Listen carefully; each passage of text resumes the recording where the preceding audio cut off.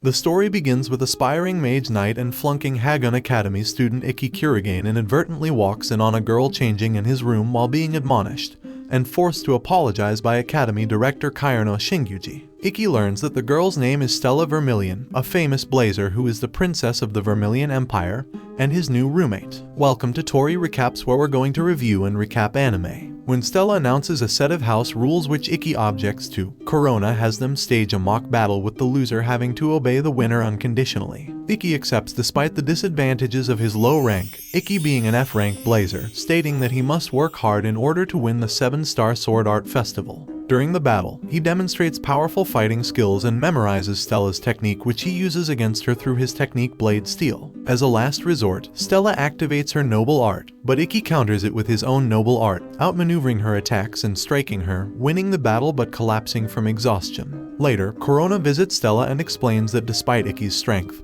he flunked the Academy's evaluations due to his peculiar style. She then recommends her to follow Iki's style so she could improve. Returning to the apartment, Stella apologizes to Iki for her behavior. He then reminds her of the deal they made for the loser to obey the winner from now on, and then orders her to be his roommate. Iki's younger sister Shizuku, whom he had not seen in 4 years, arrives at Hagun Academy as a new student in class. Iki and Stella learn about the selection match for the 7 Sword Art Festival from their teacher Yuri Oriki. Afterwards, they meet Shizuku, who surprises them by kissing Iki directly on the mouth, leading to a duel between Stella and Shizuku over the former's relationship with Iki. Shizuku tries telling Stella to stay away from her brother, inadvertently revealing that the Kurogane family treated Iki as if he never existed. The following evening, Shizuku meets her roommate. Meanwhile, Stella asks Iki about what Shizuku said. He explains to her that he was born without any talent in a family that produced great blazers. As a result, he was neglected by his family and later ran away and got lost in a blizzard, but was rescued by his great-grandfather Ryoma Kurogane, who encouraged him to believe in himself. Afterwards, he strove to become just like Ryoma and was accepted into the academy, but when Kurogane finally discovered it,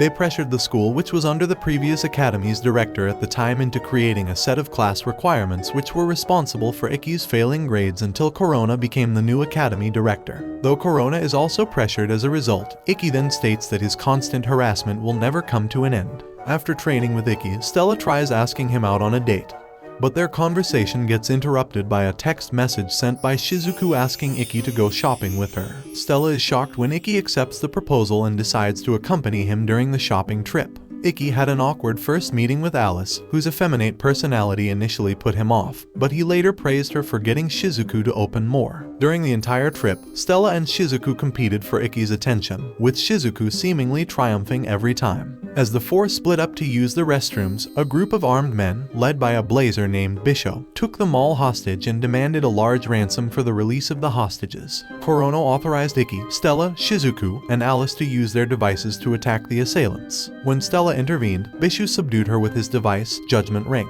Taking advantage of the gunman's distraction, Shizuku protected herself, Stella, and the hostages with a wall of water, while Iki sliced off Bisho's left arm to prevent him from using the Judgment Ring. The gunman retaliated, and another blazer, Shizuya Kirihara, arrived and subdued them. Afterwards, Kirihara revealed that Iki had a match against him but ran away, and said he would be Iki's first opponent during the selection match. Stella, Shizuku, and Alice easily defeated their opponents, while Iki began studying Kirihara's noble art, which renders him invisible and makes it difficult to detect him even with other senses. Iki confided in Alice about his match against Kirihara during the previous school year, when the Kurogane family still had influence over the academy's superiors, and how Kirihara harassed him and he refused to fight back, believing it would be used as an excuse to expel him. In the next day's match, Kirihara activated his noble art, covering the battlefield in an illusory forest. At first, Iki was able to deduce Kirihara's location by observing the visible arrows he fired, but Kirihara used a new improved technique which also made his arrows invisible, injuring Iki. Stella stood up for Iki and encouraged him to continue fighting.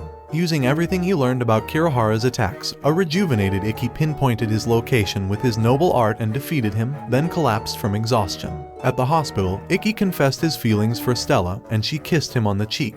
They promised to meet and fight each other in the final match of the festival. 2 weeks have passed since Iki's battle with Kirihara, and he has progressed through the following matches with ease, quickly losing his school nickname of the worst one and gaining the new nickname of another one, and becoming popular with the other students. He volunteered to mentor them and perfect their strength using what he learned about swordsmanship. However, Stella became frustrated when Iki wasn't paying enough attention to her since they became a couple. Iki then took her, Shizuku, Alice, and his followers to a local swimming pool for more training. Shizuku and Alice discussed the former's affections towards Iki despite their biological relation. When Kagami Kyusuke asked about her relationship with Iki, Stella and Iki got into a fight. Stella misinterpreted the situation, believing that Iki no longer liked her, which he quickly denied after they cooled down. To settle the problem, Iki suggested they both say what they wanted to do right now with each other, and Stella agreed. Wanting a kiss, they happily did so. On the way back, they were informed that their next opponents would be members from the student council. As they continued to make progress in the selection matches, Iki noticed he was being stalked by a female student. She had been hoping to ask him to help improve her swordsmanship but was too afraid of men to approach him directly. He agreed to help her, much to the surprise of both Stella and Shizuku. During their training, Iki deduced that Ayase's problem lied in her imitation of her father's style, something impossible to accomplish. With this advice in mind, Ayase was able to land a hit on Iki with ease. While accompanying Iki and Ayase home, Stella asked Shizuku if she was jealous of Ayase, to which she answered no and wished Stella to always take care of Iki and never betray him. One night, while having dinner with Ayase, Iki and Stella met Kurero Kurashiki, a blazer who knows Ayase and despises swordsmen. He began harassing Ayase, then injured an unresisting Iki when he stood up for her. Afterwards, the trio was approached by Yudakata Misogyny, the Katana Tadokibara members of the Hagun Academy Student Council, who commanded Iki for not retaliating against Corrado. As they walked back home, Iki and Ayase were informed that their next festival opponents would be each other. The following night, Iki met up with Ayase on the rooftop at her request. Ayase then jumped off, prompting Iki to use his noble art to save her. She revealed that she planned to prevent Iki from using his abilities during the match, since he can only use it once every 24 hours. Now exhausted, Iki somehow made it back to his room where Stella, who was having a perverted dream, awoke and helped him. Iki now had to fight Ayase without his abilities, and on a battlefield rigged with traps that Ayase set. However, Iki, who had learned why Ayase was so determined, still wanted to help her regain her pride. Despite sustaining serious damage, Iki was not only able to see through and defeat Ayase's technique to win, but also to break through her defenses and offer his help so that she could regain what she had lost. Accompanied by Stella and Ayase, Iki went to Ayase's family dojo and challenged Kurashiki to a duel to reclaim the dojo. As the fight progressed, Iki took some damage from Kurashiki's Orochimaru, reminding Ayase of her father's fight with Kurashiki, which hurt her internally. When Ayase wanted to stop the fight, Stella stopped her, telling her that she won't be able to get back to the dojo if she did, and that Iki was having fun and enjoying the fight just like her father did. Iki wins the match and restores the dojo in the Ayatsuji Aido style to Ayase. Later, Ayase confesses her foul play to the school and her father regains consciousness in the hospital. The director then sends Iki and Stella to a training camp, believing they would now get to spend some time alone together. However, they were sent to help the student council clean up the training field. After the cleaning, Stella insists on climbing up the mountains to view the waterfall with Iki despite having a fever. Caught in a sudden storm, they take refuge in an abandoned lodge, only to be attacked by a puppet user Blazer who controls golems. The attack is foiled by the student council members, with student council president Takatoro herself dealing with the Blazer. Meanwhile, Shizuku returns to the Kurogane mansion to face her father and learns that her next opponent will be Takatoro, Shizuku versus student council president Takatoro. Iki and Stella are worried because they have seen Toka's power for themselves. Shizuku is determined to win to prove that she is strong enough to stand beside her brother against everyone, especially the Kurogane family. But Toka is calm and collected as the battle progresses. Shizuku realizes that Toka is faster and stronger than her, so she opts for a defensive weapon and long-range water-ice attacks. She covers the arena with ice to give herself a terrain advantage, but Toka can see through her attacks. When Toka demonstrates the ability to instantly close the gap with her trackless step,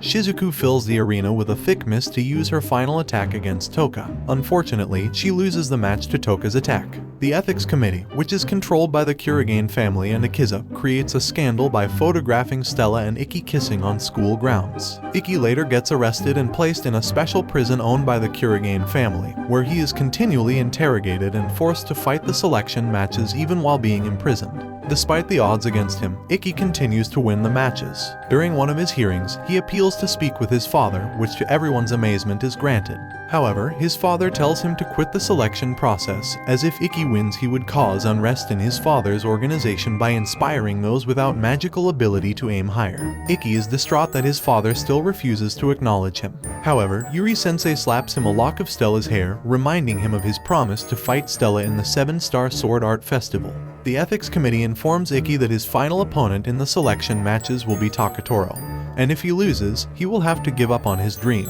Iki's final match against Takatoto was televised to the world, with Stella and Alice winning their respective matches and securing spots at the 7 Stars Battle Festival. Despite being exhausted and wounded from his prior matches and ill treatment in prison, and plagued with self-doubt, Iki arrived at the arena in time.